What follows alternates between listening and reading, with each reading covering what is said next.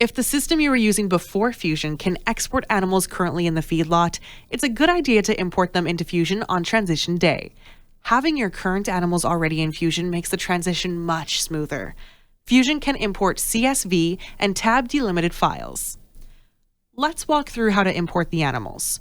First, we'll open the Animals List window. You can find it by going to Fusion Shoot Side and selecting List Animals from the Animals menu. Or you can click this button in the Setup Assistant. Once the window is open, we'll click the Modify button and choose Import from File.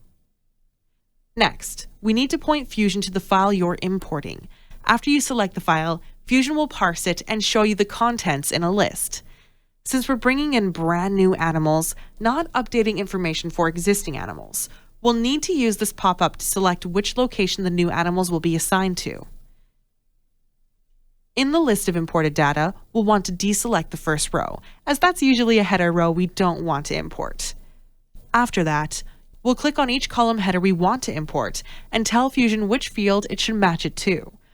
For example, we'll click on the RFID column header and tell Fusion to match it with the RFID field. At least one column needs to be matched to a value, not just imported, so Fusion can make sure it's not accidentally creating duplicate animal records. Let's go ahead and match up the other columns. Keep in mind, you don't have to import every column if you don't want to. If you click on a column header, you'll see a list of possible fields you can import into. Some fields require specific values. For instance, the sex field in Fusion only accepts female, male, or mixed.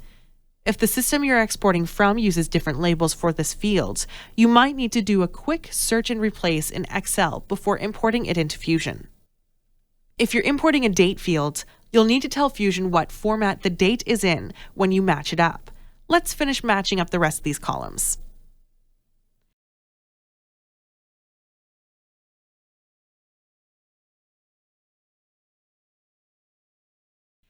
Once you have everything mapped how you want it, click the Import button and choose Test Validity. This lets you check for errors without creating any records in Fusion. For example, let's say we get 3 errors telling us that Harris MT doesn't exist as a contact. No problem. We can just create that contact and test the validity again. This time, everything checks out. Before you do the actual import, think about whether you'll be importing this type of file again in the future.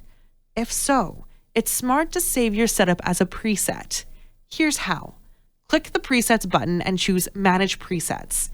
Then, click the plus button to create a new preset based on the current setup. If you'd like to rename it, click on the name, wait a moment for it to go into edit mode, and enter the new name. Once that's done, click Done to exit the presets. Next time you import this type of file, you can just click Presets and select your saved preset, and all your column mappings will load automatically.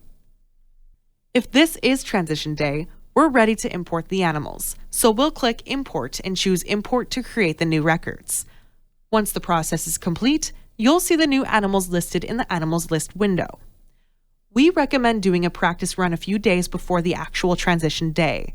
This gives you a chance to create a preset and spot any adjustments you might need to make to the file before the real import. Then, on the day before or the day of the transition, export just the current animals from your old system, make any necessary edits, and do the real import.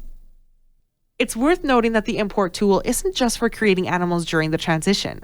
You can also use it to update existing animals with new information, like carcass data. If you'd like more details on how to do that, check out our documentation or give us a call. We're happy to help.